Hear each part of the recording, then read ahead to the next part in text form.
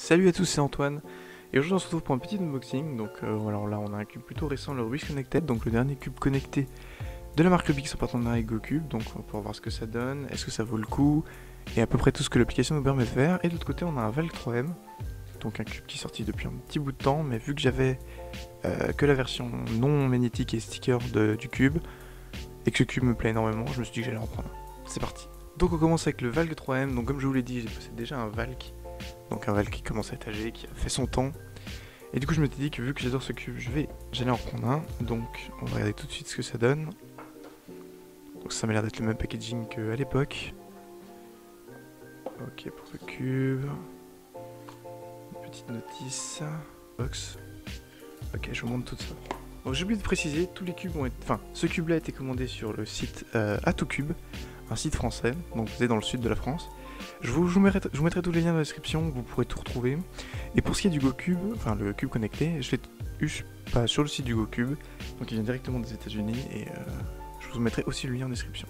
Alors ça, je pense que c'était, ouais, je pense pas que vous puissiez voir. Voilà, ça a été ajouté par A2Cube eux-mêmes. Donc ça là est un fascicule qu'ils ont fait maison, enfin, qu'eux ont fait. C'est sympa à mon avis. De ce que je vois, c'est tout écrit en français. Tout a été refait, donc pour tout ce qui est débutant, à mon avis, ça peut être le truc idéal. Il a l'air plutôt bien en plus. Bah écoutez, j'essaierai de vous mettre ça aussi dans la description. On a une accessory package. Ok. Donc je pense qu'il n'y a pas grand chose d'exceptionnel dedans. Ok. Alors on a la petite chiffonnette. C'est la petite chiffonnette de chez Valk, ouais. Donc ils la mettent à chaque cube, donc on est habitué à la voir. Et sinon ça m'a l'air d'être que des cartes. Alors...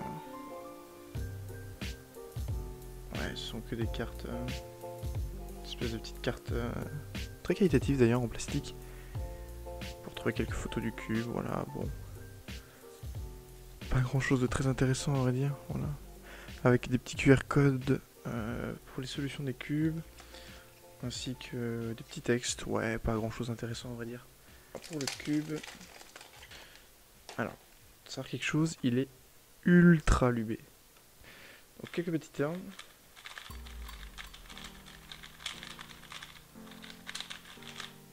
Ok, donc il est un peu serré pour l'instant. Et il ressemblait... Alors, pour le coup, c'est exactement le même feeling que celui-là, qui est mon Valk actuel. Ouais, sauf que le mien est un peu plus rodé, j'ai l'impression. Mais pour ce qui est de ce cube-là, ils ont mis le choix de mettre des... ils ont pris le choix de mettre des magnéts très légers. Alors je sais pas si... Alors, le cube est ultra serré, effectivement. Voilà, les magnets sont vraiment pas gênants en fait.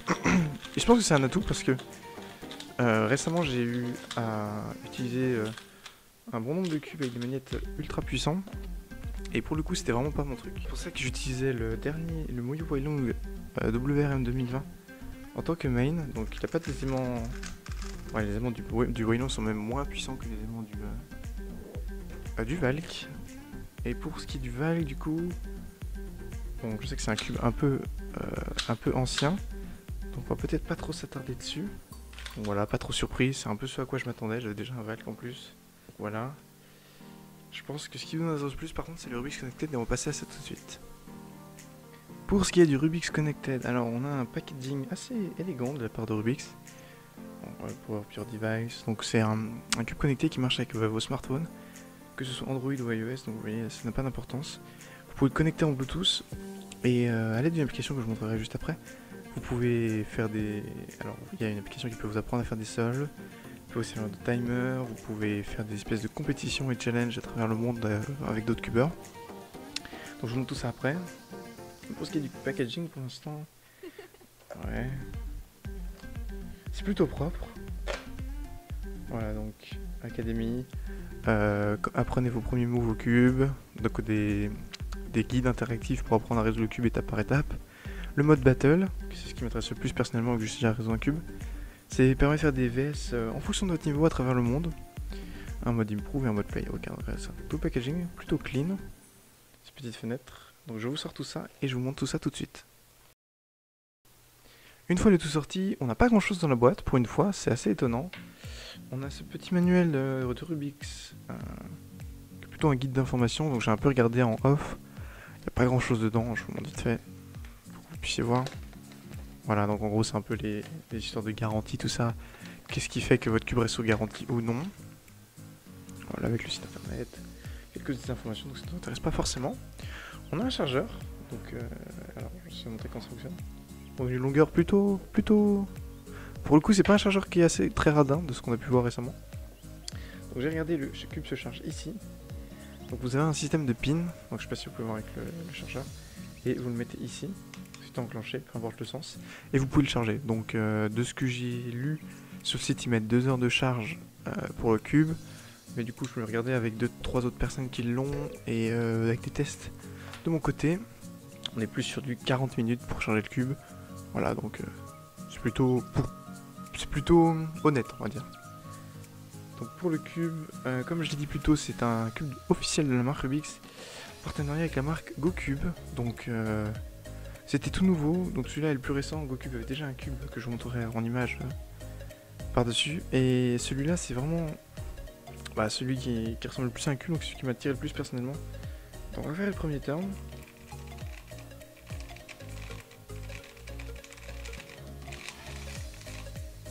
Ok. Ouais, il est un peu étonnant, parce que c'est assez étonnant de se dire que... Alors bon, sur Rubik's on a quand même cette chose là qui est assez immonde. Voilà. Il fait énormément de bruit que je ne vous conseille absolument pas, trop cher pour ce que c'est. Et on a ça qui est fait en partenariat avec GoCube et qui tourne merveilleusement bien. Je ne me serais pas forcément à le démonter, parce que je sais pas trop avec le mécanisme qu'il y a dedans, toute l'électronique. Mais pour le coup il est plutôt propre. Et le fait qu'il ait des magnettes... assez étonnant. Alors pour le coup, une très bonne surprise, franchement je ne savais pas s'il soit aussi bien personnellement. Qu'est-ce que je peux vous dire? Oui, du coup, 2 choses que je peux vous prévenir dessus que j'ai vu sur internet, c'est que ce cube est particulièrement bizarre à régler par rapport à tout autre cube. Et plus que ça même, il est irréglable parce qu'on ne peut pas enlever les caps et le régler puisque c'est dû au fait qu'il y ait des mécaniques dedans, l'électronique. Donc on peut pas le régler. Par contre, ce qui est une bonne nouvelle, au début ce que je redoutais, c'est qu'on peut luber le cube. Ça ne gênera pas, et du coup, ouais, c'est ce que j'ai fait là, parce que quand il est sorti, il était un peu... vu qu'il a des aimants puissants, il était un peu sec, c'était un peu plus compliqué que ça pour tourner. Et donc, ouais, voilà. Donc on va voir ce qui se passe sur l'application maintenant. Alors, nous voilà sur l'application, donc il nous demande d'activer le Bluetooth. C'est évident, hop. Alors là, il va chercher le cube normalement. Voilà. Donc il trouve le cube, la connexion se fait assez rapidement, donc c'est tout est assez intuitif. Et voilà, voilà c'est une licence GoCube, comme je vous l'ai montré. Et donc voilà, on se retrouve sur l'application. Donc là on peut voir que j'ai déjà fait quelques temps pour essayer, je fais 15 matchs. Meilleur temps à 7,39, une moyenne de 10 secondes environ. Et 100% de taux de réussite, donc si j'ai bien compris, les taux de réussite ce sont les tournois que l'on fait en ligne contre d'autres joueurs. Mais je crois que c'est ça. Alors on arrive à cette première page où on a le Quick Timer. Quick Timer, qu'est-ce que c'est? C'est tout simplement, alors vous voyez qu'il vous explique comment sur le cube. C'est un timer en gros où dès qu'on tourne le cube, regardez, je tourne le cube, ça lance le timer et dès qu'il est résolu, ça finit. Voilà. Donc ça, je sais pas trop à quoi ça sert, peut-être quand on a mélangé de notre côté. Il y a un solver. Imaginons vous avez votre cube mélangé.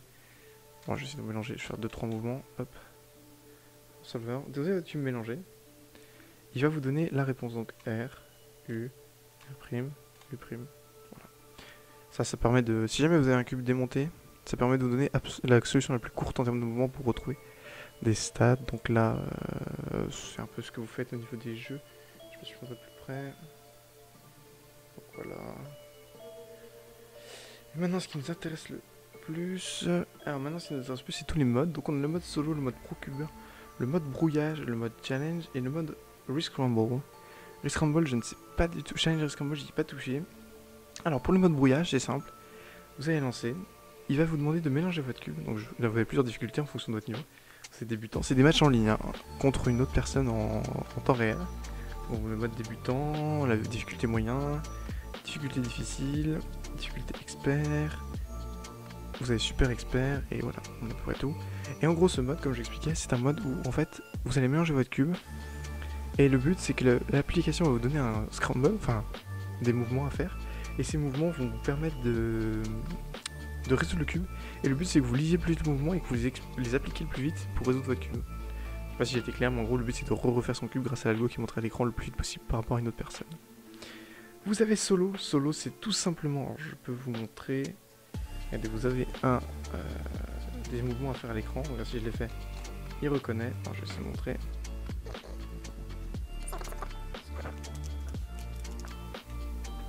Voilà, vous voyez, je me suis trompé d'un mouvement. Il va me donner automatiquement la solution pour refaire ce mouvement inverse. Hop, hop. Je peux reprendre mon... Hop, là vous allez avoir à partir de ce moment-là 14 secondes pour faire votre cube. Pour inspecter, pardon. Je me focus. Et à partir de là, donc il va falloir faire le solve. Normalement, voilà, l'application vous prévient.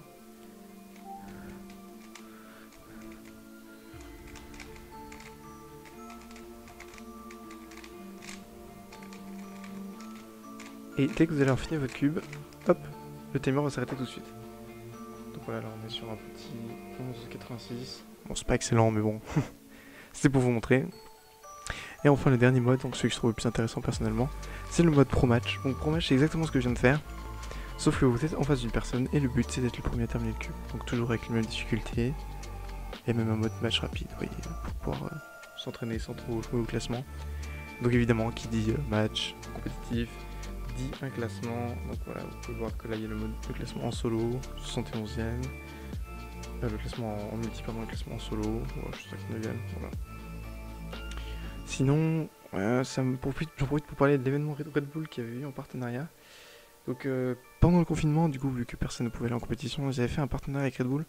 C'est Red Bull qui avait organisé une compétition, et du coup ça se faisait qu'avec soit ce cube-ci, le Rubik's Connected, soit avec le GoCube, donc le deuxième cube de la marque GoCube, celui qui est sorti depuis longtemps, donc je vais vous montrer en image.